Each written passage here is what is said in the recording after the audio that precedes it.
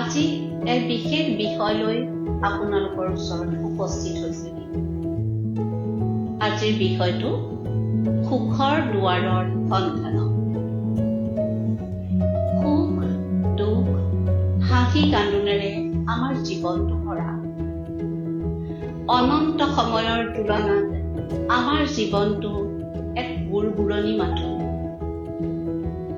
কান্দোন আছে বাবে হাঁহিত অময়া সুখ, দুখ আছে বাবে সুখ বিচাৰি আমি হাহাকাৰ কৰোঁ, অলপ সুখত আমি আনন্দ উপভোগ কৰোঁ। এইখিনিতে মনত পৰিছে এক বিখ্যাত উক্তিলৈ। চাৰ্লছ স্পাৰ্জনৰ এষাৰ কথাৰে, "It is not how much we have, but how much we enjoy that makes happiness." কথাষাৰ ভাবিবলগীয়া।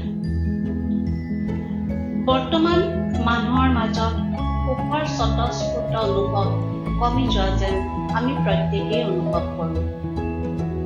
সুখ বিচাৰি সম্পত্তিৰ লালসাত আমি দিন ৰাতি একাকাৰ কৰিছোঁ। কিন্তু সম্পত্তিৰ পাহাৰ গঢ়িও আমি সুখী হ'ব পাৰিছোনে? মন কৰিবচোন, ফুটপাথৰ ডাল দৰিদ্ৰজনেও সুখ অনুভৱ কৰে, অথচ ডাঙৰ মহলত থাকিও সম্পত্তিৰ পাহাৰ গঢ়িও আমি তেতিয়াহ'লে কি বিচাৰিছোঁ? আমিতো সুখ বিচাৰিয়ে হাহাকাৰ কৰিছোঁ। এয়া চিন্তনীয় কথা। আজি বহু বছৰ ধৰি সুখৰ সন্ধানত বা সুখৰ এক বিশেষ সংজ্ঞা নিৰূপণৰ কাৰণে বহুতে যত্ন কৰি আছে। দ্য হাউ অফ হেপিনেছ এই কিতাপখনত Xukhor বৰ্ণনা কৰিছে যে সুখ উপভোগৰ প্ৰায় 50% নিৰূপণ হয় জিনৰ দ্বাৰা, 10% নিৰ্ণয় কৰে পৰিৱেশে, আৰু বাকী 40% নিৰ্ভৰ কৰে মানুহজনৰ নিজৰ উপলব্ধিৰ ওপৰত। সেইকাৰণে অনুভৱ কৰিব পাৰোঁ যে আমাৰ নিজৰ সুখৰ প্ৰতি যি ধাৰণা, তাৰে আমি সুখৰ সংজ্ঞা নিৰূপণ কৰিব পাৰোঁ আৰু সুখ হোৱাৰ বাটো আমি বিচাৰি ল'ব পাৰোঁ। এটা কাহিনীৰে আৰম্ভ কৰিব খুজিছোঁ। এই কাহিনীটো হৈছে সম্পত্তিৰে দাম্ভিক এজন পিতৃৰ কাহিনী। সেই পিতৃৰ আছে প্ৰকাণ্ড অট্টালিকা, অট্টালিকাৰ চৌহদ প্ৰকাণ্ড দেৱালেৰে আৱৰা। নিজৰ সেই সম্পত্তিত তেওঁ নিজেই গৰ্বিত, আৰু সেই সম্পত্তিৰ ধাৰণা, তেওঁৰ মতে সুখৰ ধাৰণা দিবলৈকে তেওঁৰ পুত্ৰক দূৰৰ এখন ফাৰ্ম হাউচলৈ লৈ গ'ল। সেই ফাৰ্ম হাউচখন আছিল এখন গাঁৱত। তাত ল'ৰাটোৱে দেখিবলৈ পালে যে গাঁওখনৰ মাজেদি কুলু কুলু সুৰে এখন নৈ বৈ গৈছে। প্ৰকাণ্ড পথাৰ, মানুহবোৰ কৰ্মী, এই সকলোবোৰৰ মাজত ল'ৰাটোৱে নিজকে যেন পাহৰি পেলালে। ঘৰলৈ আহি দাম্ভিক পিতৃয়ে পুতেকক সুধিলে, "তোমাৰ তালৈ গৈ কেনেকুৱা লাগিল?" পুতেকে ক'লে, "দেউতা, এয়া মোৰ কাৰণে এক বিশেষ অভিজ্ঞতা।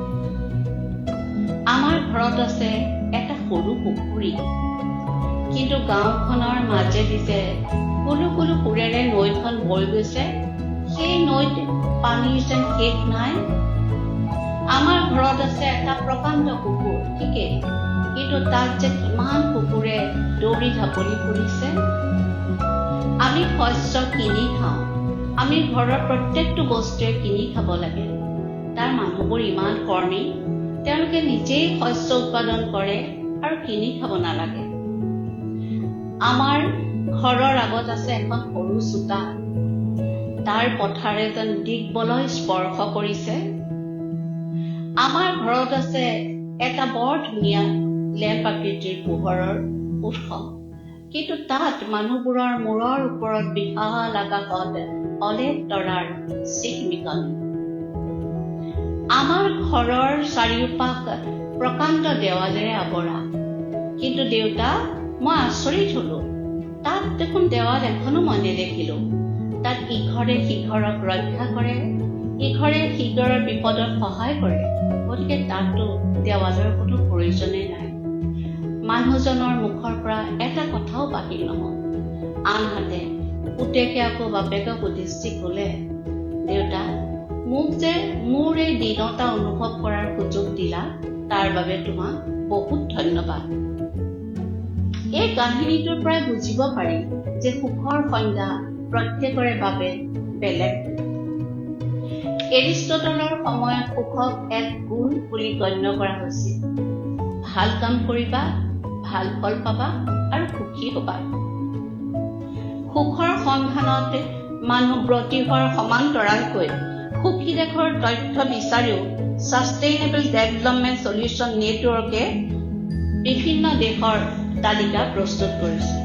সুখী দেশৰ তালিকাই আৰম্ভণিতে স্থান পাইছে আৰু অতি দুখ লাগে যে ইয়াত ভাৰতৰ স্থান বহুত তলত। ইউৰোপৰ কেইবাখনো দেশে তালিকাৰ শীৰ্ষ অধিকাৰ কৰিছে। ভালকে মন কৰিলে দেখা যায় যে তাত মানুহে আমাৰ দৰে ক্ষুদ্ৰ স্বাৰ্থক দিনবোৰ অতিবাহিত কৰা নাই। অথচ এইখন ভাৰত আগতে কেনেকুৱা আছিল? মানুহৰ মনত আছিল পৰোপকাৰৰ ভাৱ। সেইবোৰ দেশত তেওঁলোকে সমাজৰ সেৱাত বিশেষভাৱে মনোযোগ দিয়াৰ কাৰণেই বোধ হয় সেইবোৰ দেশে সুখী তালিকাত বিশেষ স্থান অধিকাৰ কৰিছে। বৌদ্ধ ধৰ্মৰ প্ৰভাৱেৰে প্ৰভাৱান্বিত হিমালয়ৰ পাদদেশৰ ভূটান এছিয়া মহাদেশৰ ভিতৰতে অন্যতম সুখী দেশ। ভূটানৰ পৰিৱেশ আৰু পৰিস্থিতিতন্ত্ৰ তুলনাগতভাৱে সুস্থিৰ। আৰু মন কৰিবলগীয়া কথা, ইয়াত প্ৰকৃতিৰ ধ্বংসযজ্ঞ তেনেদৰে হোৱা নাই। মানসিক তথা আধ্যাত্মিক উৎকৰ্ষ সাধনো নিশ্চয় ভূটান সুখী দেশত স্থান লাভ কৰাৰ অন্যতম কাৰণ। সুখী হবলৈ হলে আৰু এটা কথা বিশেষভাৱে মন কৰিব লাগিব, ঘৰখনৰ পৰিৱেশ।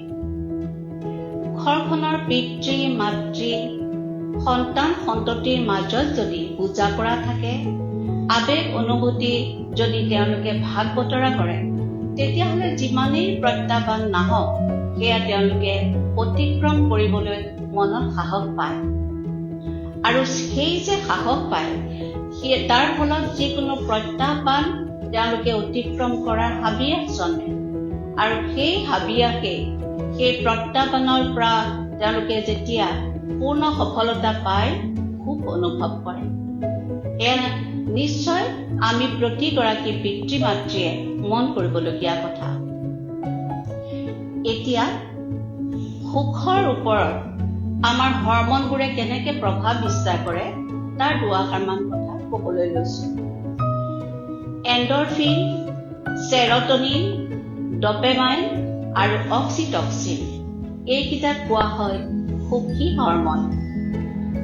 এণ্ডৰফিনে বেদনা উপশমত সহায় কৰে আৰু সুখ অনুভৱ কৰাত ই ইন্ধন যোগায়। চেৰটনিনে মানুহৰ মনত আনন্দ জগায় আৰু বন্ধুৰ প্ৰতি আকৰ্ষিত কৰে। তেনেকে ডপেমাইনে মানুহৰ মনত উৎসাহ যোগোৱাৰ কাৰণে যিকোনো কামত সফলতা লাভত সহায় কৰে আৰু সুখ অনুভৱত সহায় কৰে। আন এক উল্লেখনীয় হৰমন হৈছে অক্সিটক্সিন। শৰীৰ আৰু মনৰ ওপৰত ইয়াৰ ব্যতিক্ৰমী প্ৰভাৱ আছে। কৰমৰ্দন কৰিলে, আলিংগন কৰিলে আৰু বিশেষ আবেদনময় পৰিৱেশত অক্সিটক্সিনৰ নিঃসৰণে সুখ অনুভৱ কৰাত সহায় কৰে। বুদ্ধদেৱে এষাৰ কথা কৈছিল, এডাল মমেৰে যদি 1000ডাল মম জ্বলোৱা হয়, তেতিয়া হলেও কিন্তু মমডালৰ উজ্জ্বলতা হ্ৰাস নাপায়। আমাৰ মনো তেনেকুৱাই হব লাগিব। আনৰ প্ৰতি উৎসৰ্গিত এটা যদি মন থাকে, তেতিয়াহলে আমি যিকোনো বাধা বিঘিনি অতিক্ৰম কৰাৰ সাহস পাওঁ আৰু সেই সাহসে আমাক সুখ অনুভৱ কৰাত সহায় কৰে। এষাৰ কথা আছে, সুখ নাই কত ধৰুৱাৰ, অনুমাত্ৰ সুখ নাই চিৰৰোগীয়াৰ। হয়, ৰোগ থাকিলে আমিনো সুখ অনুভৱ কৰিম কেনেকৈ? কিন্তু আমি মনত ৰাখিব লাগিব যে শৰীৰতকৈ মন কিন্তু বহুত আগত। শক্তিশালী মন এটা হলে আমি সেই ৰোগকো প্ৰত্যাহ্বান হিচাপে গ্ৰহণ কৰিব পাৰিম। ষ্টিফেন হকিন্সৰ যিটো জীৱন, সেই জীৱন পৰিক্ৰমাই নিশ্চয় এয়া অনুভৱ কৰিবৰ কাৰণে যথেষ্ট। আৰু পৰাপক্ষত আমি যদি ধাৰ ঋণ কৰাৰ কথা নাভাবো, তেতিয়াহ'লে সেই ধাৰ ঋণ মৰাৰ আমাৰ চিন্তাও নাই, আৰু ফলত আমি এটা সুখী জীৱন যাপন কৰিবলৈ সাহস পাম। এইখিনিতে মহাত্মা গান্ধীৰ এটা কথা ক'লে নিশ্চয় ভাল হ'ব। তেওঁ কৈছিল, happiness is when what you think, what you say and what you do are in harmony। আমি পৰোপকাৰৰ কথা কৈ যদি অত্যন্ত স্বাৰ্থপৰ হওঁ, অৰ্থাৎ আমাৰ যদি মন আৰু আমাৰ ভাৱনা, আমাৰ ক্ৰিয়াৰ যদি সামঞ্জস্য নাথাকে, তেতিয়াহ'লেতো আমি সুখী কেতিয়াও হ'ব নোৱাৰিম। গতিকে সুখ আমাৰ একান্ত মনৰ বুলি ভবাৰ থল আছে। নিশ্চয় আমি এই চিন্তা চৰ্চাৰে কিছু হ'লেও সুখী হ'বলৈ যত্ন কৰিম। ইয়াকে কৈ আজি আপোনালোকৰ পৰা বিদায় লৈছো। পুনৰ লগ পাম নিশ্চয়। ধন্যবাদ।